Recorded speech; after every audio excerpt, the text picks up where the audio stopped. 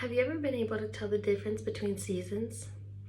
Not just in how it feels outside or what it looks like, but how it feels on the inside of you.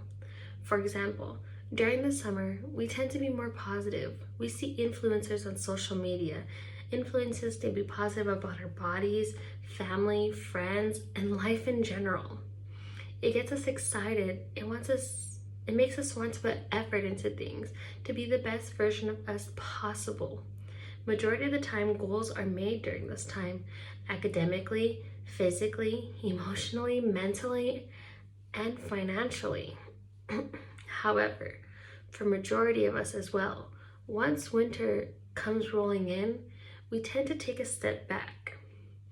We tend to see that big fluffy blanket of security, get into our beds, close the doors, close the shutters, and turn off the lights, and don't allow a ray of sunlight in for days to come. This is an example of seasonal depression. Seasonal depression can be seen in many environments where winter days seem to be shorter and winter nights are longer. This causes a long period of darkness that affects us to the bone. It can also be known as SAD, the acronym that stands for Seasonal Affective Disorder. This disorder is commonly seen in winter and is known as the winter blues. However, it can still be seen in summer. Just like the seasons, these symptoms of seasonal depression are completely opposite of each other. For example, during the summer, it is known that you are losing sleep, which then causes anxiety. This anxiety then causes a loss of appetite, which then is followed usually by weight loss. However, like I stated, each symptom is completely opposite of the other season. During the winter, you oversleep, you crave things, which then leads to a weight gain. This also leads to low energy because of how much you are sleeping. You can't bother to get out of bed. Although these seem to be different and are completely different, they do share a common symptom when it comes to SAD. One of the symptoms can be depression. Depression every single day, or the loss of interest in an activity that you once enjoyed. It's also difficult to concentrate, and at times you feel hopeless, worthless, and guilty of things. And in some cases, you contemplate death and suicide.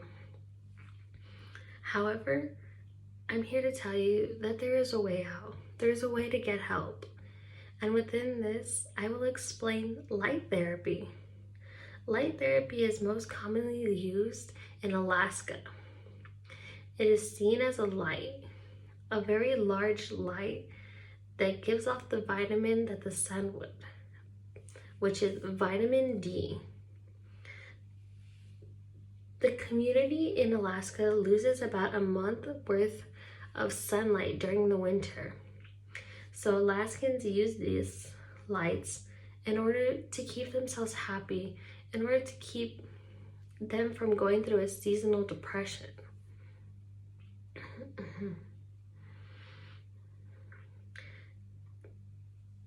The light is giving off vitamin D just as the sun does to supply people with the energy that they would usually have when the sun is out. However, this cannot be received through any light. It cannot be received through the light in your bathroom or the light in your kitchen or the light in your bedroom. It is a light that is large. It has to be treated like the sun in order for you to gain the positive feedback from it. We can see a real life experience through Nicole Spector in her news report, What is Seasonal Affect Disorder? It's more than the winter blues. In this, Nicole goes on to talk about seasonal depression and how it took over her life day by day. She didn't realize it at first and was very doubtful about it. She went on to talk about how it got harder and harder for her to get out of bed. And when she doubted depression, she ended up showing up to the doctor and was diagnosed with SAD. This is what Nicole did to help her depression. Light therapy. It was used to describe that the light should not be used for anything else other than to perform its duty as the sun. If you live in a place not like Alaska, but is still dark during the winters, you are encouraged to go outside. Do not stay inside. You are lucky to have the sun outside, unlike some people that do not. Lastly, therapy itself helped her recover and helped her getting through her depression with somebody that understood. In conclusion, the majority of us at one point have experienced depression. It is best to understand the types of depression in order to help one another or to help yourself.